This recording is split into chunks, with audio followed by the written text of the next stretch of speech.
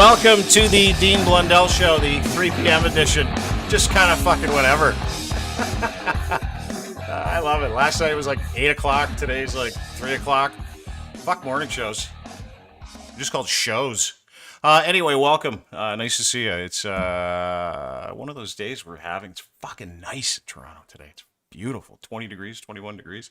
Haven't been outside only just for 2 seconds to sip my green tea and have a puff, as they say. Anyway, welcome. Thanks to our friends. Before we get started on the podcast, Owners Box Fantasy Sports, $100 match deposit, $100. They give you a free $100 when you go and sign up right now for Owners Box Fantasy Sports, premier weekly fantasy sports platform. That's what that is. And if you want a free $100, you put in $100. They'll match that deposit right there. Just go to ownersbox.com, go to deanblundell.com for more information. You can actually just sign up right on the page. The official partner and the official fantasy sports betting app of deanblundell.com. What's up? Blue Microphones, the official microphone of the deanblundell.com network. Go to Blue Microphones now and check out all the stuff. I was looking at their bottle cap mics last night. I was creeping them on Twitter, looking at their bottle cap mics. I don't need them. I want them, but I don't need them. It was one of those, like I'm turning into one of those gearheads. They're also, Blue Microphones, also the official partner of the Show Us Your Pod contest, where right now you can go and enter your pod to join our network and receive all new Blue Microphone gear, which is great. Awesome. Go to deanblundell.com for more information. And our friends over at Ed's Fine Imports, buy 3 pairs of Gitch, get one for free when you use promo code GITCH3. You can see the beautiful logo there. Those are the Gitch. I have them actually right here, right next to me. I got a bunch of Gitch. There's a little pouch in the front.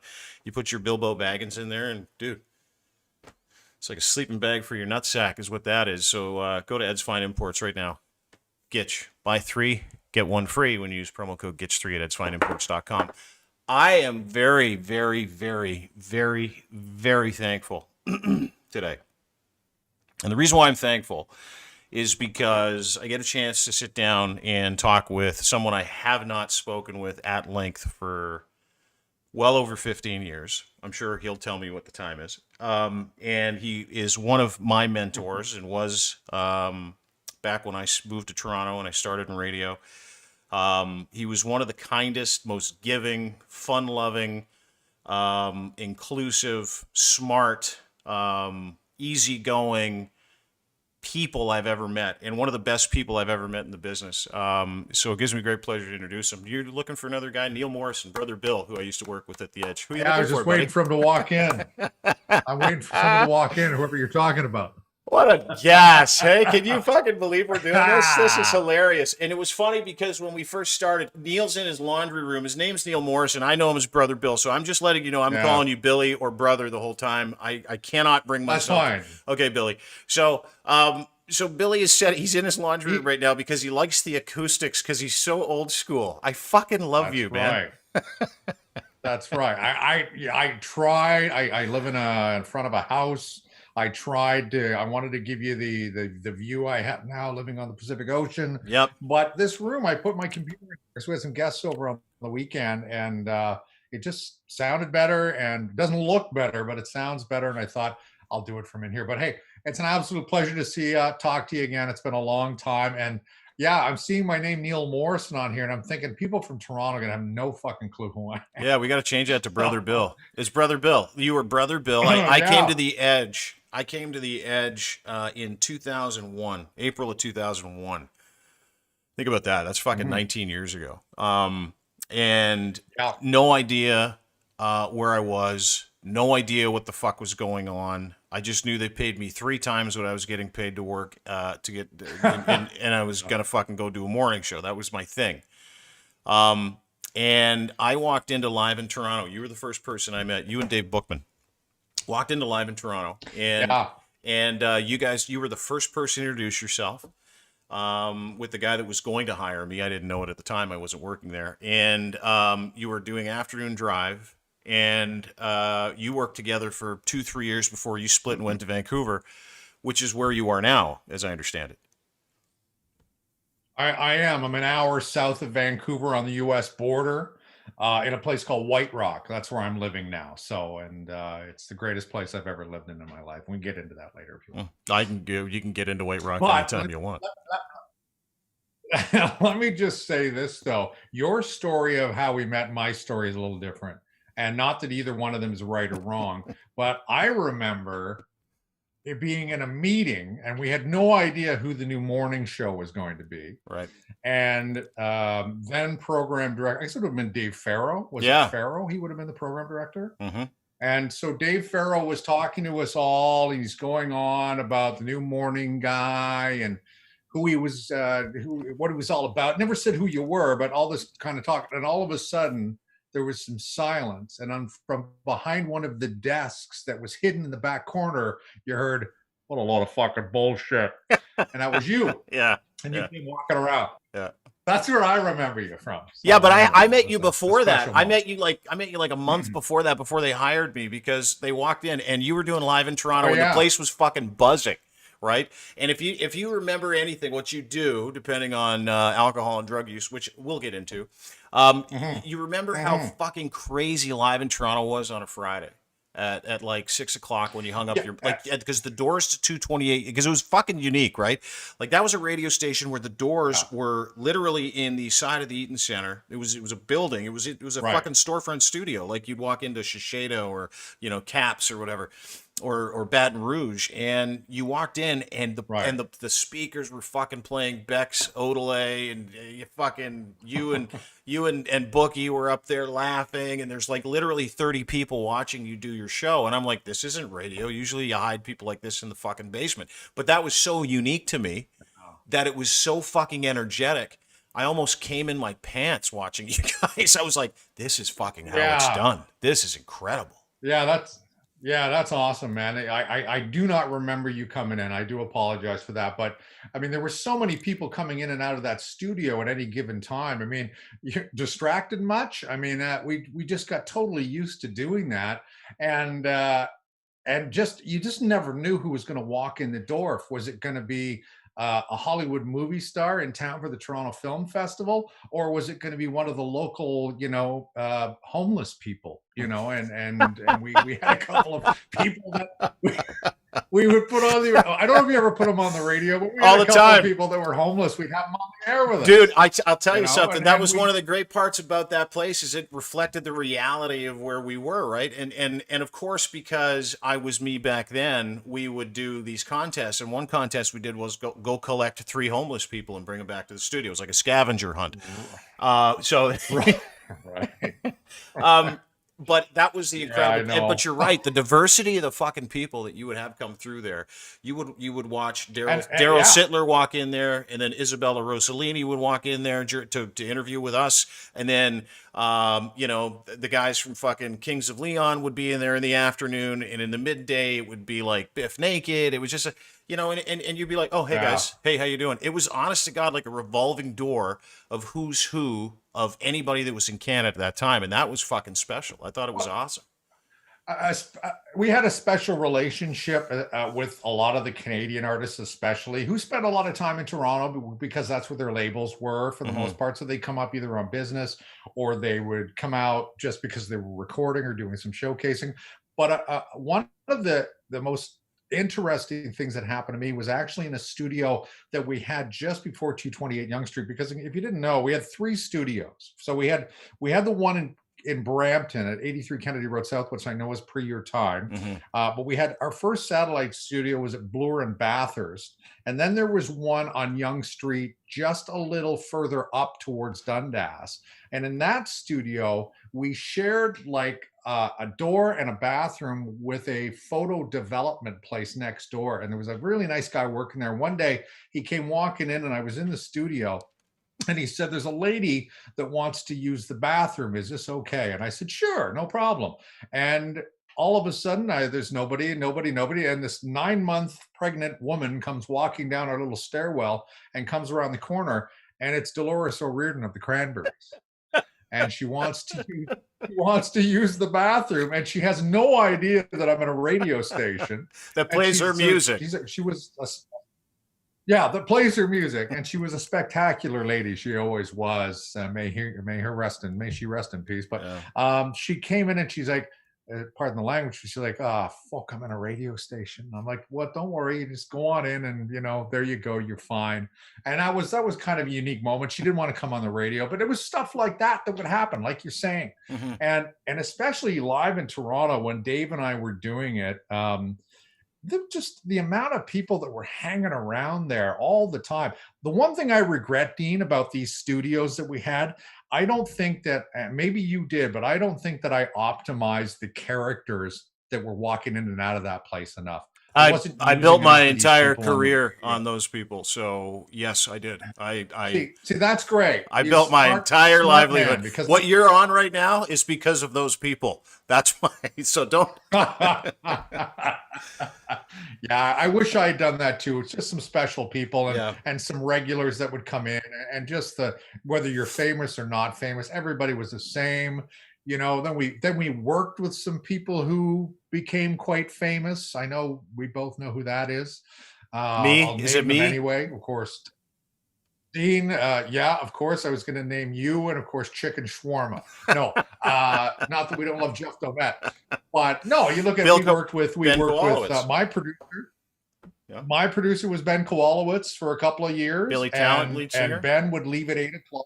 Uh-huh. Ben would leave at 8 o'clock and go to his Billy Talent practices. And I always thought, fuck, man, we got stuff to do, but all right, maybe you're in a band, I get it. But then all of a sudden, I'm seeing him at the Pacific Coliseum in Vancouver in front of 13,000 people. I'm like, what the fuck? I guess I was wrong.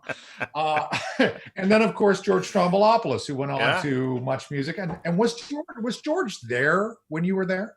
George, yeah, he was a part and parcel. So he was doing that Sunday national show, right? He had a national show on all the chorus networks back then, and so he was there, and I'd see him from time to time. Okay. There's a guy, if you want to go back, go back in time. There's a guy who got the list of people that have been fucked in this business is long and distinguished, but watching how George handled himself through the Hockey Night in Canada business. Watching him rebuild himself in the image of the mold of what he really loves to do. I've got nothing but respect for that cat. I've got nothing but respect for that cat. And the same thing with what's that? I was going to say, the only time I ever heard anything bad said about George was via Twitter when he was hosting Hockey Night in Canada. Yeah. A lot of the Western comments coming out of Saskatchewan and Manitoba and Alberta, and this is what he told me, were just beyond hateful. And I thought to myself, well, clearly people that have never met you, because anybody who knows George knows that the guy's the kindest man ever. Yeah. He really could be a guy with a bit of an attitude, but no, he ain't got any attitude. No, he has no ego, and he's like as earnest and authentic as you'll find. And it's funny, later on in my life, I've gone back, like the things that I used to shit on and the people that I used to shit on, just because it was cool to shit on things, or it set me apart, or I looked anti. Shitting on the work that people have done, including George, and I did, back 15 years ago, 10, 15 years ago. I wished I would have. You talked about things that you wished you would have appreciated more. Wish I would have appreciated and learned from people like that more. I wished, and now I'm watching guys like him battle the machine, and I'm filled with fucking pride and amazement at people that can get through that kind of setback. And I was at Sportsnet when he was there. So I was doing morning shows for their sports station, which was like the fucking worst 2 years of my goddamn life professionally. It was the worst time of my life. And I'm watching George really give it his all. And you know what I really think it came down to? This is what I think it came down to, is the fact that he didn't look like assholes in the West wanted a fucking hockey guy delivering hockey to look like. That's really what it came down to for me. And that he wasn't intrinsic in hockey when he grew up. He never played the game. And so no one gave him an opportunity, because if you watch the body of work that he did and how professional he was during that time, say what you like about the content. George Stroumboulopoulos was fucking amazing at that job. You can say what you like about what he wore. You can talk about the way he carried himself. You can talk about the tone. But when it comes to being a professional broadcaster, I didn't think he had it in him. He was outstanding. And I mean that. I agreed. I think the only criticism that I agreed with when it came to George was pants are too tight on that platform of Hockey Night. Yeah, yeah. Other than that, you are on the platform of Hockey Night in Canada. You have to really be the best of the best. And George is a great guy. He's a great guy. He kind of has that persona where you want to sit down with him and just shoot the shit with him. Mm-hmm. You know, he's everybody's friend. He's every girl's boyfriend, whatever he says. But when it comes to Hockey Night in Canada, first of all, as you know, the thing you never want to be in broadcasting is the guy after the guy. And personally for myself, the guy is Ron McLean. Yeah. And he had to come after Ron McLean. And I love Ron too, and he's a good buddy of direction. mine. He really is. And I know there was friction there, but I He's the love best. Ron as well. Yeah. He's the best at what he does. And you know what? I get what they were trying to do. And I understand that Hockey Night in Canada wanted to aim towards a younger demo and blah, blah, blah. Mm-hmm. But I think that it wasn't George's fit. And even I think George knows that. Yeah, but listen, let me ask you a question. Know, I think I completely agree sure. with you, and I think George would say the same thing. But when someone comes up to you from Rogers and says, listen, we want you to host Hockey Night in Canada, as a hockey fan, a kid growing up in Canada, no matter what fit you are from, no matter what kind of background and brand you have, and then on top of it, they say, "Oh, here's a couple $1,000,000 too. Are you interested?" Like, was it George's fault? You gonna fucking tell him he shouldn't have taken the job because he was a bad fit? When someone's offering $1 million to fucking, definitely. and that's the discerning part that nobody fucking seems to talk about to me is fuck you. Every single one of you assholes would have taken that money and that job given the opportunity, and none of you were a fit. At least he's a broadcaster and he fucking did his best. Agreed.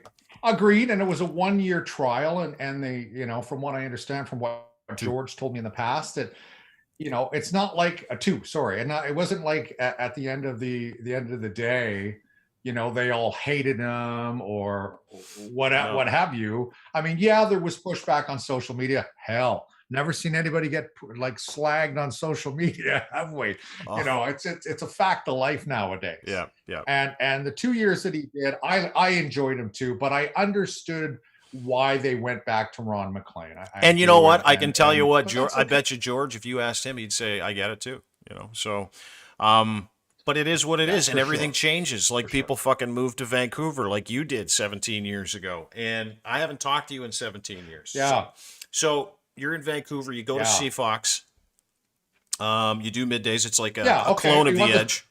No, I'm asking you a clone of The Edge. Okay. You're there doing middays, and you were it like for the longest fucking time. How long were you there? I was there for 10 years exactly.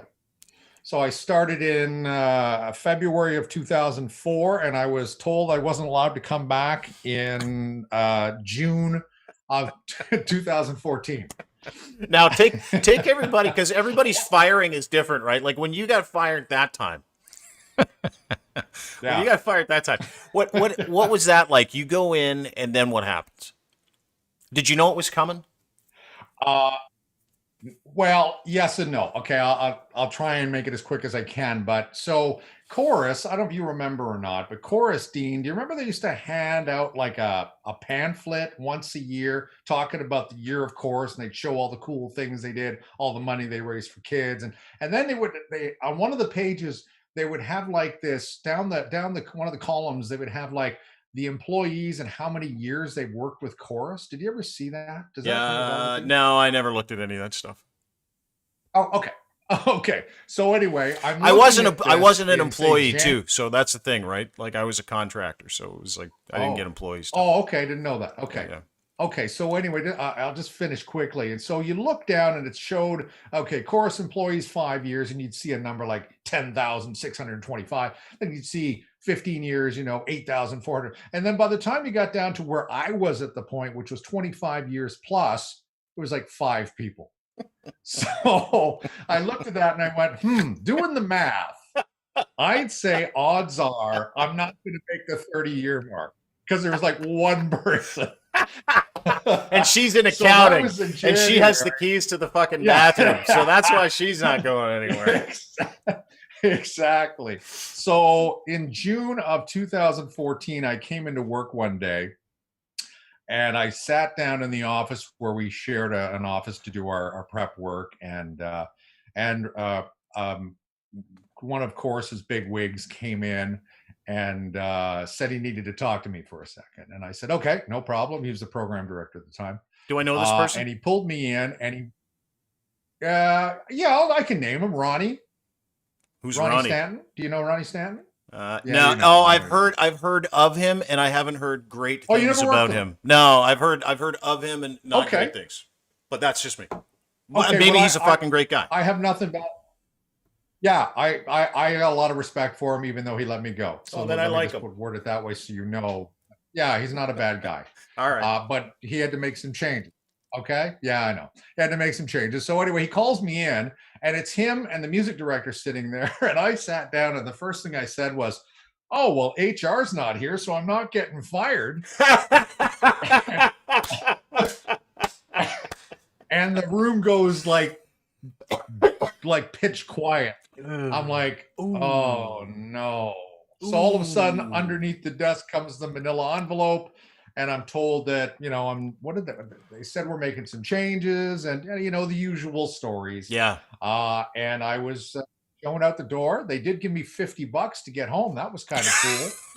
Cash? $50 Did they give you cash in Vancouver? Did they give you Did they give you cash or give you a cab chit? Because usually they get the cab chits for free at radio stations.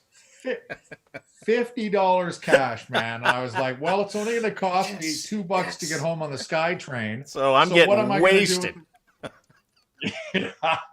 Yeah, pretty much. So yeah, so that was my experience, and it was like a shot to the slice across the jugular. You're gone after how many 26 years of working for Chorus, and I didn't take it personally because, as we know, this business is just ruthless right now.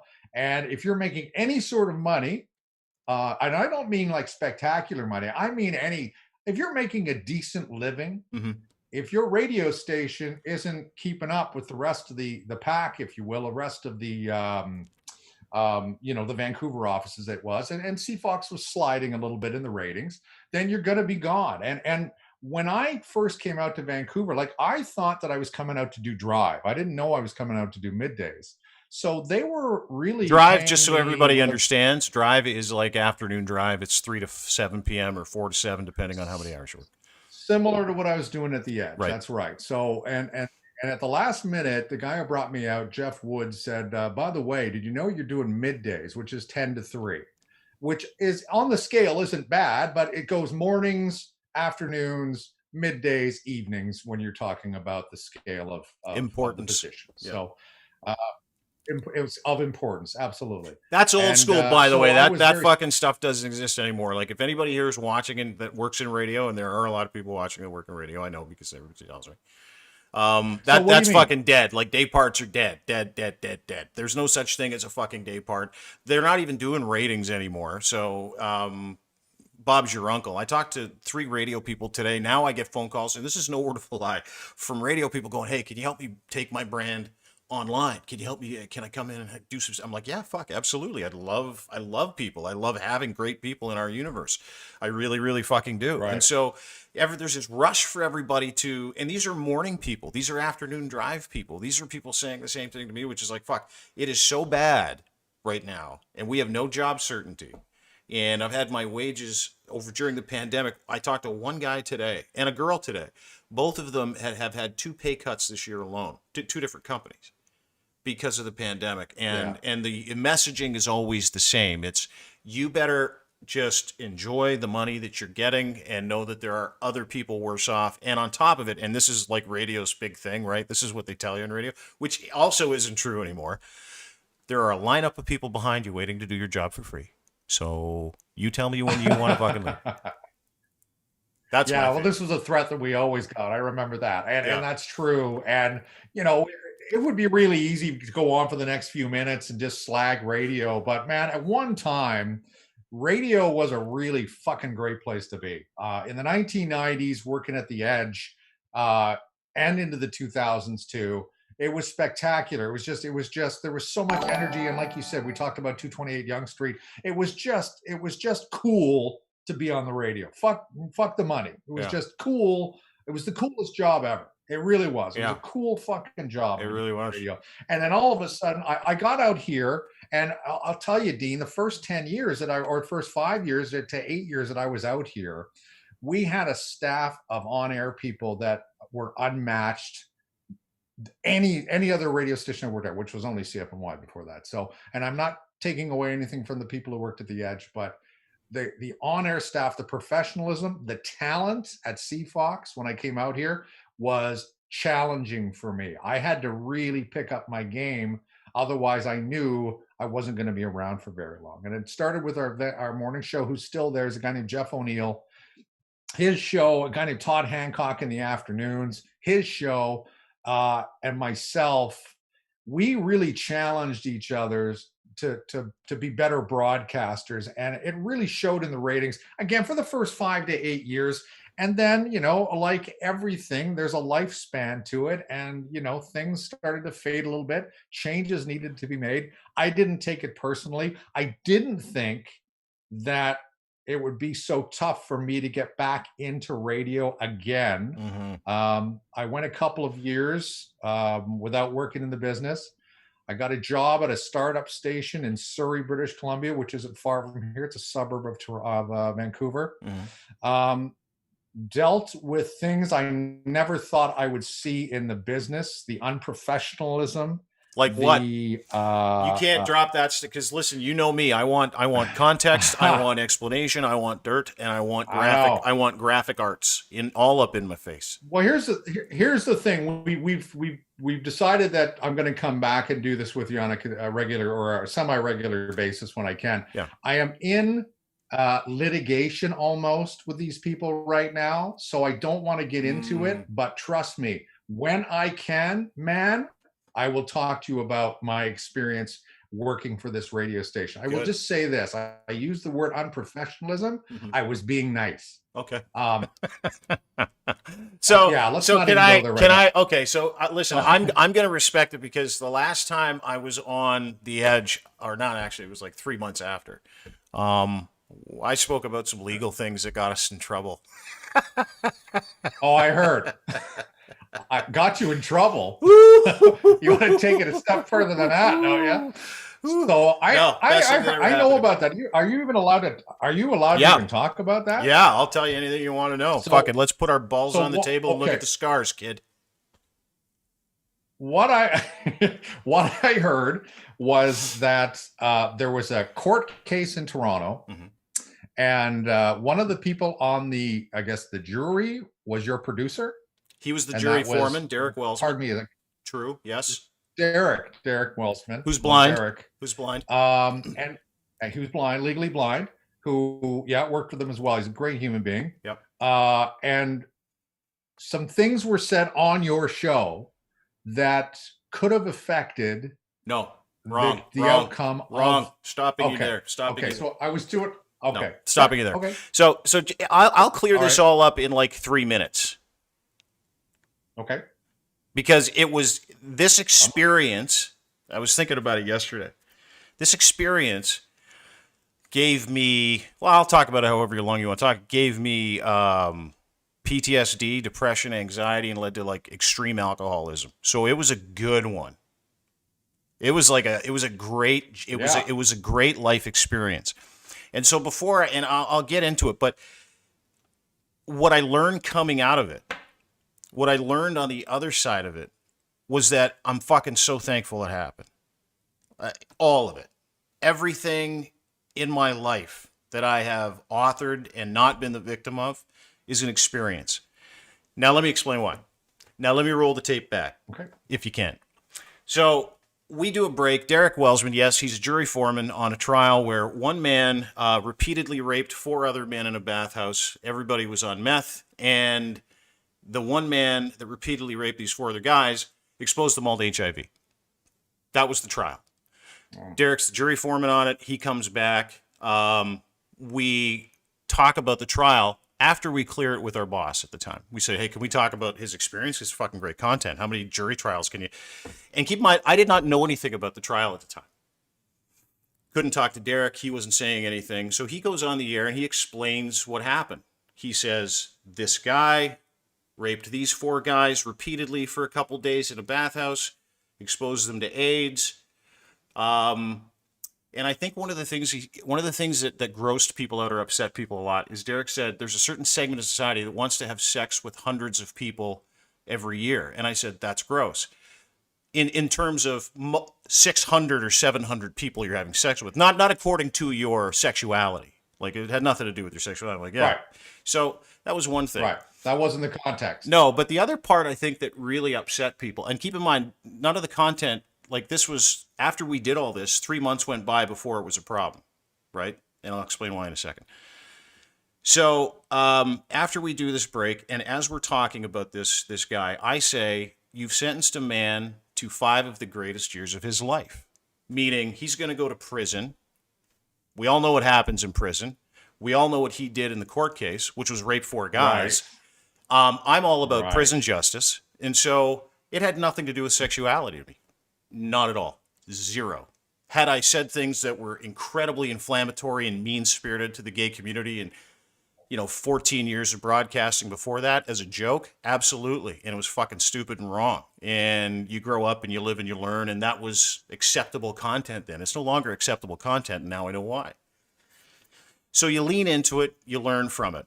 The reason why this whole thing came about, and the reason why we found out 3 months after the fact that this was a problem, was because a woman who was trying the case was told that we had talked about it on the air. And then she went back, made an assertion. She went and then phoned the Toronto Star. She phoned a lady that works at the Toronto Star. I won't tell you who her name was. She passes, who's a friend of hers. She then passes this break, because this woman named Catherine Wells wants to reopen the trial because she lost. This guy was found guilty. He was found guilty of repeatedly raping 4 men. I'm not a big fan of rape. And I'm not a big fan of anybody being raped. Unless you go to prison and it happens and you rape somebody, then all bets are off. So, bottom line, as this woman who lost the trial, this guy's in jail, we talk about it. She hears that we've talked about it. She then, on a technicality, brings up the fact that Derek was homophobic, and so therefore the ruling should be squashed. He had predetermined ideas about gay people being bad. Premeditated, yeah. And so he was biased. And now we're in trouble, right? Now there's fucking trouble because the woman who lost the case passes this information over to the Toronto Star. The Toronto Star then gets these 2 guys named David Bruiser and Jesse McLean to literally hunt Derek down. Derek's blind, lives at home with his beautiful wife and 2 little kids. Knocking at his door at 7 o'clock on Saturday morning, following him around on the fucking on the TTC, showing up at our work, asking for comments about our homophobic commentary, and we're like, "What the fuck is going on?" I'm like, I don't know what's going on. So we get a phone call and they say, "Hey, listen, we need you to come and talk to us about what's going on." They say this Catherine Wells lady is now appealing this guy's rape conviction of repeatedly raping 4 guys and exposing them to AIDS without telling them.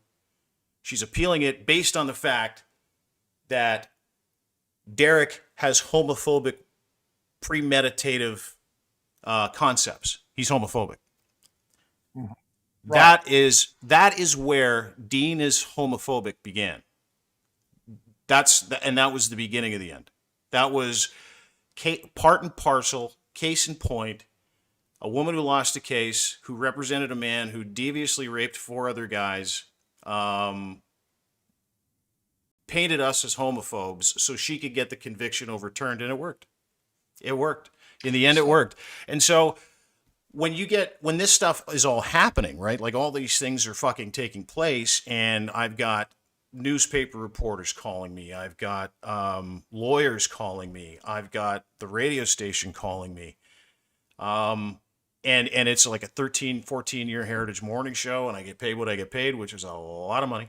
And you've got young kids, your life flashes before your eyes. And that was the start of the anxiety for me. That was the start of this fucking feeling like I'm out of control. Like, I have no idea how to handle this. I've never dealt with shit this fucking heavy. And in my own making over a long period of time, I am to blame. But I have never dealt with it because during that entire period, and this is what I learned, during that entire period, I was so entitled.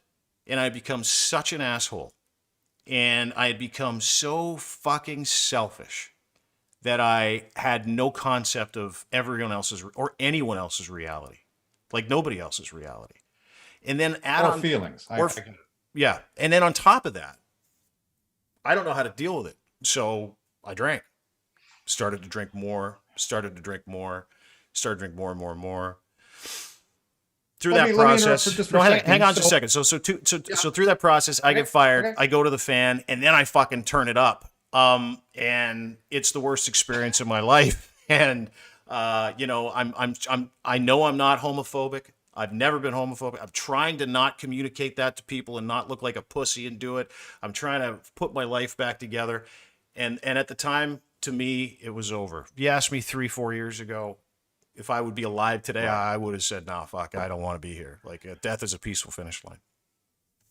So All that's right, the a truth. couple quick things if you don't mind. First of all, I think we can talk about it. I don't want to get anybody in trouble here, but where was Chorus behind all of this when all of this was going down and you were still doing the mornings and you were under a lot of stress and a lot of pressure, and I just want to know, what was the company saying to you at this time? Because I have a feeling I know what they're saying to you, but I want to hear it from you. Great Were they question. behind you? Great question, Bill. No. And let me explain what happened. So during that process is going on. So Chorus Entertainment, in their wisdom to protect their brand, went out and hired this company called High Road Communications. High Road Communications is like a crisis management company. And they're fucking a bunch of turd burglars that just, swoop in and tell everybody, we know how to handle this, and they don't. So Right. their advice to Chorus and our lawyers was paint him as homophobic. So get him to repeat something on the air saying he acknowledges what he did and said was homophobic. Where then again, transfer blame Yeah. onto him. This is what happened. It was explained to me by the former president and former vice president of Chorus Entertainment. And I'm happy to name names. I'm good with that. So they said, we want to paint him as the fucking dick and we want to destroy. This is literally what they did. Because they told me that these were the conversations. We need to destroy him because he is going to come back and kill us if he's on another radio station. That was the conversation. Right. And so that is Right. And effectively what they did. And they did a fucking unbelievable I job because it nearly killed me. I asked that question because we had an incident out here with our morning show where they did something. As you know, Vancouver is known for being a bit of a drug haven. It is completely different for those that have never been to Vancouver before and they live in the GTA You or can get in the some in the excellent, east. you can get some outstanding meth in Vancouver. Well, you could get killed in a split second too, Yeah. unfortunately. But drugs are prevalent here. You see it everywhere when you're downtown, especially in the east side. And so we had an incident where our morning show sent their sidekick, the co-host, a guy named Scotty. They sent him out in the Fox uniform, the mascot uniform, and they had him buy heroin at the corner of Hastings and Main. Why do I love that bit? That's why I'm telling you it. I knew you'd like this. Okay. So it didn't go very well with the local authorities. Let's put it that way. And I remember, and I pardon me if I'm wrong, if it's not this situation specifically, but there was a number of situations where we were told by management that quote unquote, what's the actual term? Give me a second. The actual term was, we can't help you. So if you did anything that was edgy or out there a little bit, the company would say, or through the program director, they would say, we can't defend you. We can't help you. So I asked you that question in your scenario because I know exactly what happened. The company, like you just told me, they, instead of trying to defend their big morning guy on one of the biggest radio stations in the city, they just decided to say, we got to run away from this guy as fast as we can, throw him under the bus, and let's keep moving. Mhm. That's what they did to you. Well, no, That's what I look. And not and just to, I'm not adding to it for drama, but not just it wasn't no need. just let's throw him under the bus. They said, how can we absolutely fucking ruin this man? Because if we don't, he's going to go across the street and go to another radio station and he's going to kill us. He's going to take all our share. Because don't forget, we had like You a know 30 what? share, men They were 18 to right. 34. And they were right. I went to the fan a year later, ate all their lunch again. And the funny part is that I don't care, because I think someone in my position would look at all the technicalities and say, oh, well, I have cause to be angry about this. I've got no resentment towards any of those people. Did I get fucked? Yeah. Did I fucking help them for 14 years? Absolutely. And you know what? And therein is where you'll find happiness, to be honest with you, in life, is if you can't get to that point. Therein is because I watch everybody get demeaned through radio, like these phone calls I get from people, and I don't want to shit on radio either, but I get these phone calls from people, and they're panicking. Billy, I had a phone call with a young lady today who's one of the best broadcasters in this city, and she's panicking. She's panicking because she's doing her show, another show, and then another show where she gets paid, listen to this, in a major market, $25 a show to voice track a show in a major market. And she's now they're adding like 3 or 4 more shows to her calendar because they are trying to cut costs. The business is in trouble. I get that part of it. But it is an amazing thing to me now to look back to see where we are now doing all this, having a modicum of influence in one little digital space and being able to see where content needs to be as opposed to how can I get the most out of someone for nothing like radio does. That's the great part of this industry, right? And you know what? If you can't learn from all the shittiness and the craziness in your life, then you're gonna have a tough go. When Dave Farrow first came in as program director of The Edge, which I can't remember when that was. I'm assuming that was probably 2000, somewhere around there.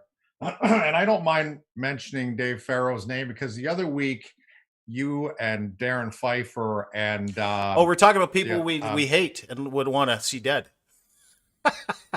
Right. So just, I know it's over. We're past this now, but I'm listening and I'm thinking to myself, oh, I know a guy. And that guy is Dave Farrow. And I'll tell you why. Tell me. Dave Farrow, when he first came in from Victoria as a music director at a toodly woodly little radio station, wherever he was in Victoria. Yeah. Not that I'm slamming Victoria. It's a beautiful place. But you have some resentment here. I'm testing. I'm sensing some resentment. I'm really looking forward to this because I have lots to say too. I do have a little resentment, and he pulls me into the office. I was doing an afternoon drive at this time. I was doing 3 to 8 with Live in Toronto, 6 to 8, and I was having the best time of my life. And this guy pulls me in, and he says, we were going to fire you, Bill, but we're going to give you one more chance. And I'm like, yay team! What? Yay team! What does that mean? Yeah. No reason why.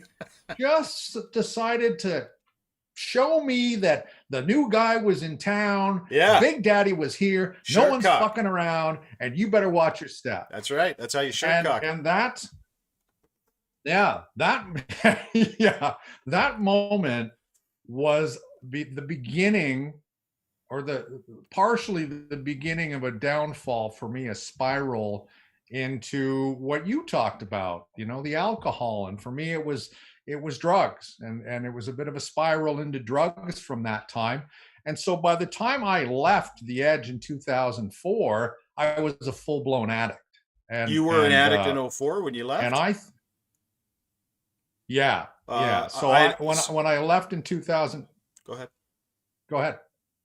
Nope. Oh, I was going to say, so when I get the job offer in Vancouver, I thought I mean, I always wanted to live in Vancouver, but the job offer that I was given, I thought was a bit of a lifeline for me as well, believe it or not. Hey, I'll go to Vancouver and stop doing drugs because nobody does drugs in Vancouver, right? So anyway, didn't quite work that way. And anyway, that was, but it wasn't specifically what Dave said. He didn't introduce me to drugs. For the record, Martin Streak didn't introduce me to drugs. Mhm. It was the lead singer of a well-known Canadian rock band at the time. That's all I'll say. And so I left an addict, and I came to Vancouver. And within the first month, I had a drug dealer, and I had a whole network of friends involved in the drug trade or involved in criminal activity. And that was pretty much my first 5 years, maybe 6 years living in Vancouver. I lived downtown. My Friday and Saturday nights were getting blasted on blow with various members of organized crime in my home. And that was my life. And that was a spiral that I didn't think I was going to pull out of. And I got very lucky that somebody who worked at CFOX, I'll say his name, Chris Duncombe, he was the program director at the time. He saw what was going on. Jeff Woods kind of knew what was going on, but Dunner saw what was going on and came to my house one day when I called in sick and just looked at me, and I said, I need help. And that was the beginning of a journey back, which took me, I want to say, to this day, the journey back from being an addict to dealing with the problem to watching one of my best friends die, Martin Streak, to being back to where I am today, which is in a lot better place. Hmm. Brother Bill's our guest. We're catching up. What was your DOC, as they say? Cloak? Was it just coke? Well, I remember you said to Martin when he said he's going to rehab. Yeah. He said, "What do you got?" Yeah, cocaine was my drug of choice. Yeah. That was because frankly, I could afford it. Mm-hmm. Because cocaine ain't cheap. How much is coke, and, by the way? How much is it for like enough coke to like a week's worth of coke? Oh, it depends how much you're doing it. Well, I know, but like so generally speaking, the last time I checked, which was 6 or 7 years ago, I've been clean for 6 or 7 years. It was $40 for thanks, man. $40 for a half, $80 for a gram, and if you had a good dealer, $100 for a gram and a half. And a gram and a half could easily get you through an evening and overnight into the next day.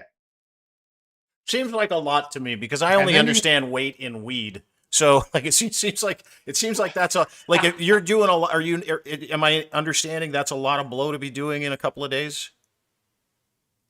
Yeah, I mean, I was doing at my height, I was doing probably a gram and a half a day.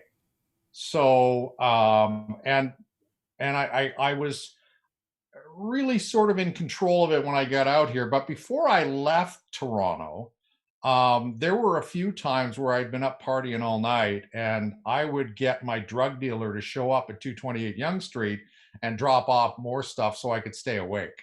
Oh, and the I pickup. remember Ben Kowalowitz. Yeah, Ben Kowalowitz saying to me, "Hey, man, is that your drug dealer?" I'm like, "Come on, man, don't be ridiculous." But the one thing, as we all know about an addict, is they're the greatest actors in the world, and they'll tell you, everything you want to hear just so you don't keep asking questions about their problem. Mm-hmm. And so I was able to mask my addiction at the edge until one time we had rented a cottage. Friends of mine and myself rented a cottage up north, and there was a lot of cocaine going on at that party at that cottage. There were a lot of people up there, and Dave Farrow called one of my friends and said, "Were you doing cocaine up at this cottage?" And one of my friends said, "Well, yeah, we were, but I mean, it was just there, that kind of thing. So I got pulled in by Dave Farrow saying, "Are you an addict?"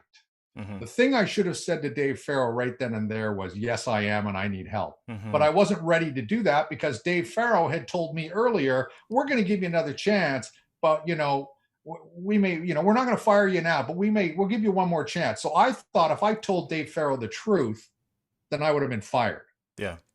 You didn't trust And him. so anyway, didn't trust him. You didn't trust him. I'll tell you why you didn't trust him. him. No, and you didn't like him and you didn't trust him, and it's a good call. You shouldn't like him or trust him. I don't. And I'm not going to get into that because it's your story today. So, but you can't trust someone that demeans you. You can't trust someone that the first time they meet you, they say you're worthless, because that's what I hear in my head as someone, as a human being. And this is, again, the problem with a lot of people. It's not just fucking radio.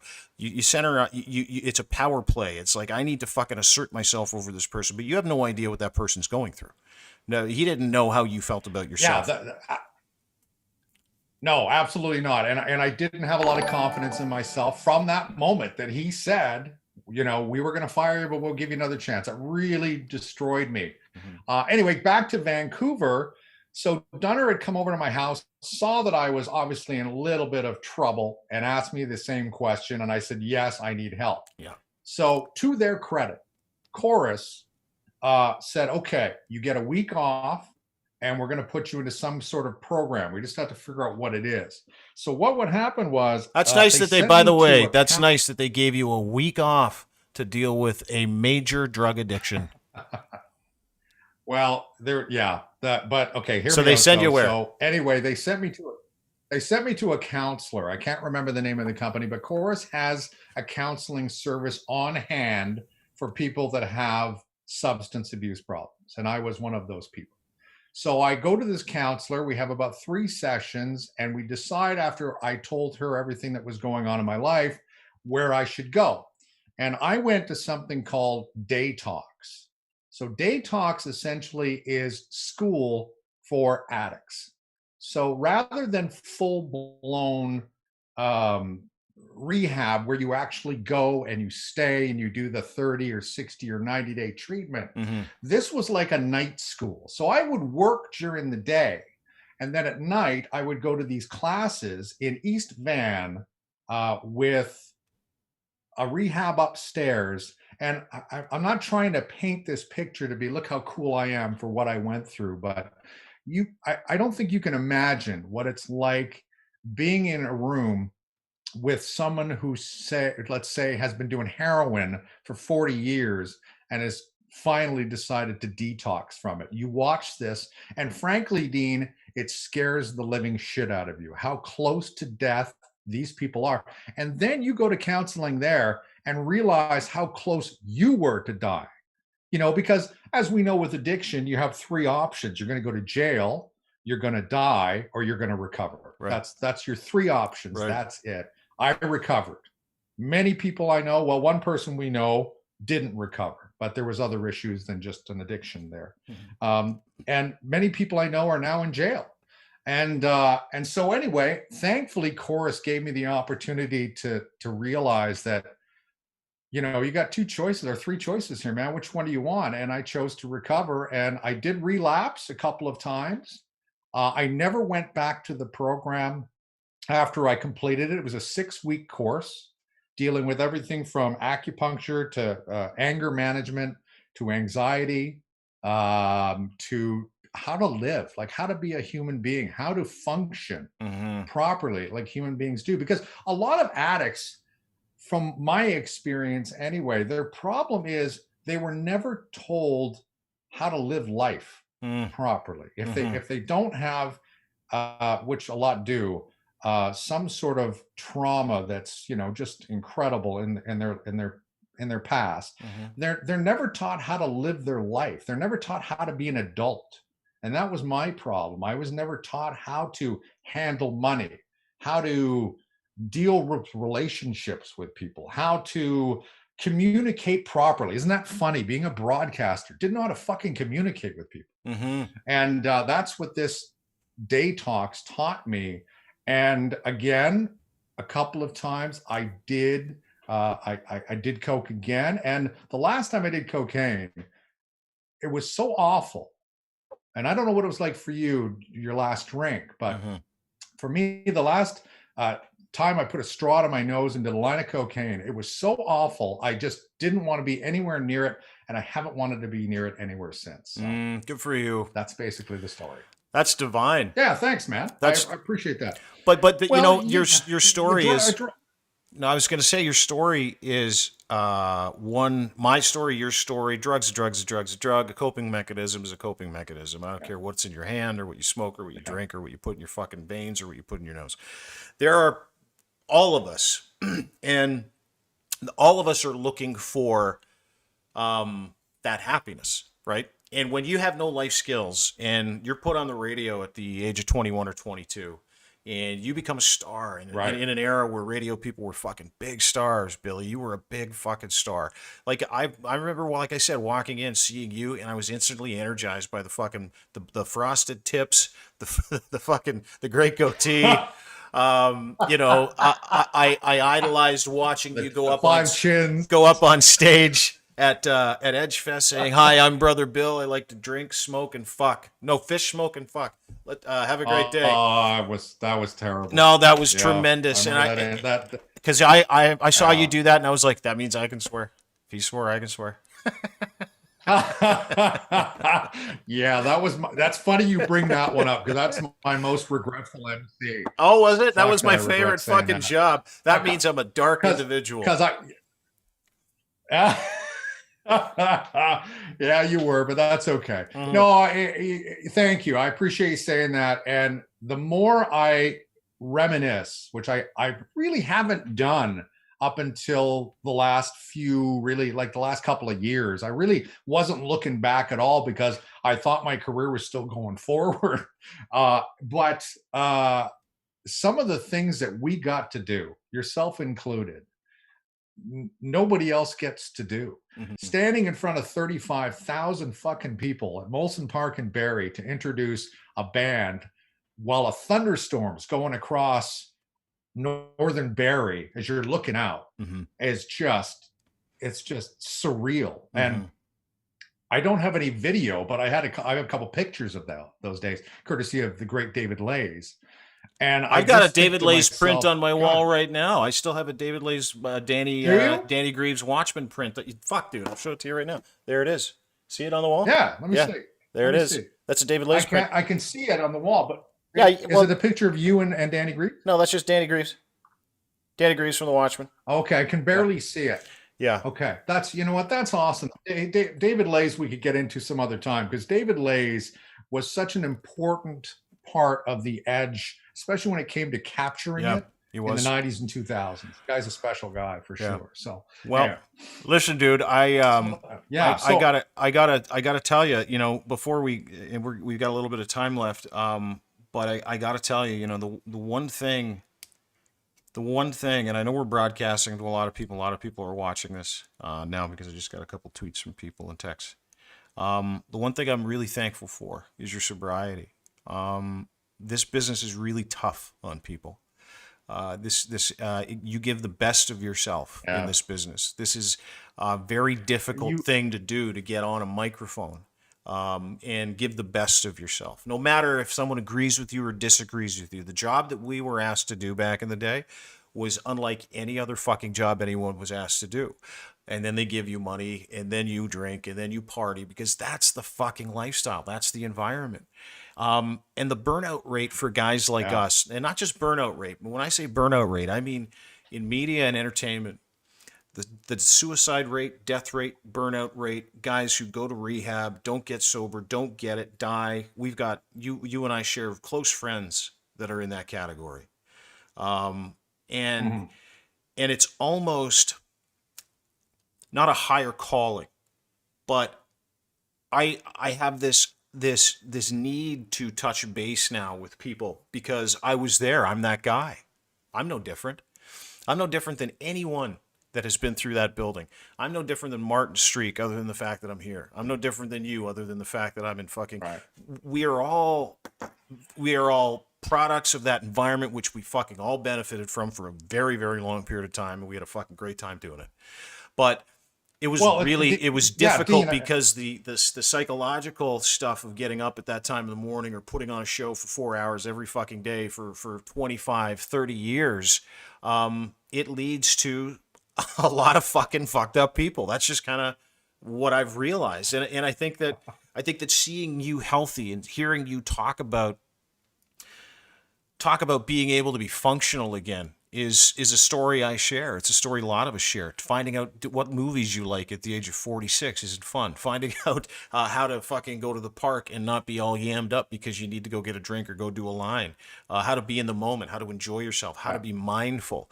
You know, those journeys that we've all fucking made and we're continuing to make, those are the beautiful parts of life. That's the destination that we were looking for. The continuation is the main word you use there, and that's absolutely right, because you're never complacent. You never can say, you can never let your foot off the pedal, like, or you can never put your guard down when it comes to things like that. When the bad side of things comes at you like that, you have to keep that guard up. And kudos to you too, Dean, because you know, when the years that went by and the things that I heard, I don't have anything specifically, but the reputation that Dean Blundell had was I couldn't believe it, because I know you, and I couldn't believe that you had become that fierce of a human being. I just, and I heard for myself what people talked about the last time I was in Toronto about 8-9 years ago, and when you were on the edge, and I thought to myself, you know, this just sounds like a guy that is just off the tracks a little bit, you know, just a little bit off the tracks, and just needs a strong person to come behind, or just grab, not take you by the hand, really, got, but just explain to you, man, you're a better fucking human being than what we're hearing right now. And clearly it took a really horrible situation in your life that took you down the PTSD road, which is another conversation altogether. I never had that, but I have friends. Oh, that's that fun. That's fun. horrendous. You have no idea what's going on. Yeah. You're like, oh, I can't get out of bed, and I don't feel terrible, but my legs aren't moving, and the idea of answering the phone today makes me want to fucking throw up. Those are those. I know. Anyway, yeah. I've had depression in my family for years. I'm fortunately enough lucky that I don't have, my mother has it really, really badly, and so I understand what mental health is about, and how hard it is, and what you must have gone through. And I feel for you, buddy, because you know the thing that when I asked you about Chorus helping you out, I knew you'd say that they never helped you out, and that's. Oh, they went the other way, dude. They tried to. They came after me, which you know what? But hold it, I appreciate all those nice things, and I have to say this for me and for everybody listening. It is not a stretch to be normal. It is not a difficult. I am not a hero because I can organize my thoughts today, and I have some empathy and some sympathy. I'm not. I'm just like everybody else that struggles like everybody else. But the one thing I have today that I didn't 3 years ago, which was when I was at my angriest, probably 5-6 years ago, I was at my angriest, is I've seen it, I've touched it, I've been very sick. I have been to the point where no tomorrow seems like a pretty fucking good tomorrow. And again, I'm not being dramatic. Yeah. I'm saying it because I was tired. I was so tired of me. I was tired of everybody else ganging up on me. Everybody else was coming out. It was everybody else's fault. If only this guy would do this, because I was entitled, Billy. I keep fucking telling people that.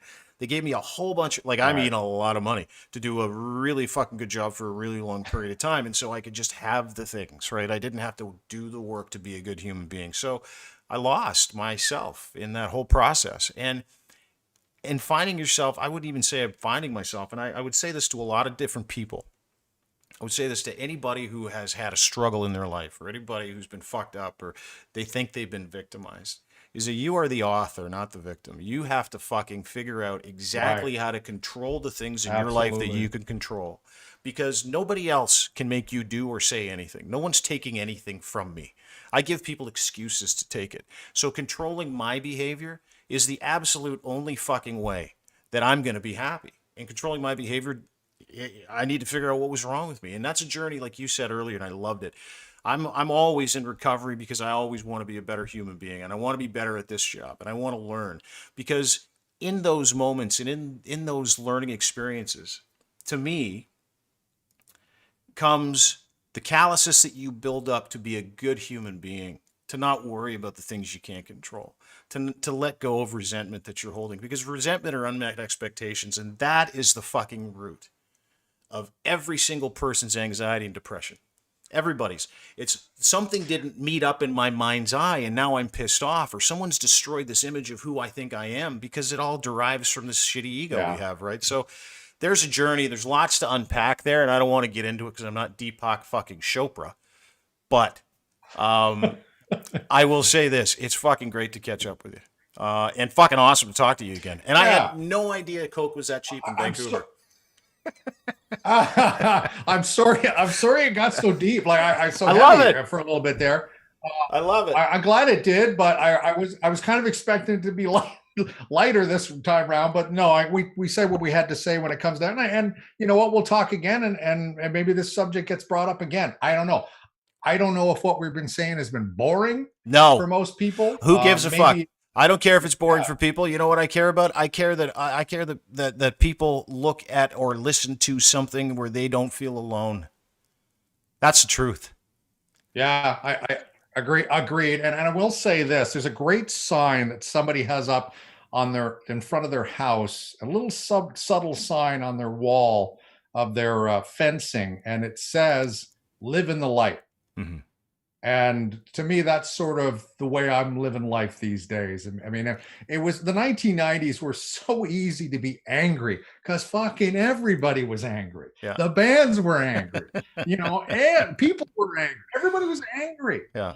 We're not in those days anymore. No. Time to start living in the light. Yeah. Or just tell people to go fuck themselves when they deserve it and know which ones do and which ones don't. That's where I'm at, Billy. I can't live in the light all the time. I still have a really good, I still have a really good inner chi that wants to come out. Like it's like an inner, I call it Revenge Dean. He lives deep in here. And sometimes I'll let him out to play, but only when he fucking deserves it. Like only if he's been a good dude.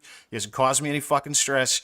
I'll let him out when someone does something really bad and they deserve it. The Trumps of the world, the Epsteins of the world. That's when I let out my inner rage. Right. It's worth it.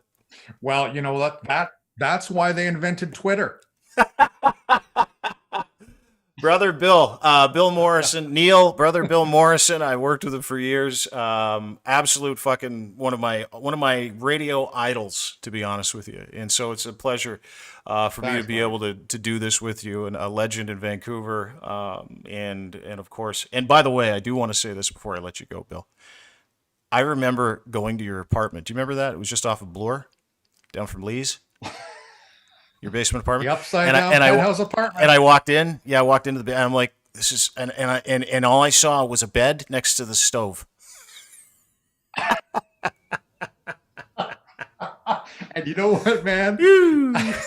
people, including yourself, still bring this up. I'm like, this is what you did. Hey, you talked about the money. Yeah, Dean, I'll tell you something. We similar lives. I got to sleep in a little more than you, but I didn't make the money. So I was living in someone's basement apartment forever. Yeah, I know. Hey, but you know what? God bless his soul. But just imagine where Bookman lived. Come on. Oh, yeah. Well, he lived above the shoe, didn't he? Didn't he live at the Horseshoe for a long period of time? Not that I'm aware of. I think that his family owned a home somewhere in Toronto. Anyway, okay, I'm not sure. All I know is I've fucking thoroughly enjoyed this. We'll get into that conversation another time. Billy, thank you for doing this. Yeah, man. Let's catch up. Where can we find you on Twitter, by the way? At Neil Morrison? At Neil Talks. At Neil Talks. Where you can find me there. And by the way, he's gone full old guy too, because like he entered a picture into a photography contest and he won. You mean my raccoon picture? Yeah, you took a picture of like a little fucking raccoon outside your window and you entered it in a photography contest, and I'm pretty sure you won, didn't you? Didn't you win? No, I didn't win. But we again, my animal love. We can get into that some other time, and I don't mean it that way. Because I saw My that. love of animals. I mean, Yeah, not animal husbandry. We're talking about you love wildlife. no. Yeah, yeah. Good. That's Okay. right. Well, we will. That's right. Appreciate you, brother. Good to talk to you. Thanks, buddy. I'll talk to you Yeah, soon. man. You too. There he is. That is brother Bill. Neil Morrison. There's a conversation I wasn't expecting on having right there, Sean. That's the truth. But fuck, I love that guy. That's as real as it gets. And when you get a chance to learn from someone who's been through the things he's been through, and I expect we'll have many more conversations about this and other subjects that matter, other than just fart jokes and talking about how much of a douche lord Donald Trump is. That's real stuff. Those are things that people struggle with. Those are things that people fucking go through. Those are issues that we all have. And you come to a realization that the issues can either fucking kill you, they will kill you, or you can get them. Billy got them. And I fucking love that about him. I love that smile. I love seeing his beard. I love seeing his face and his glasses and his like middle-aged sweater.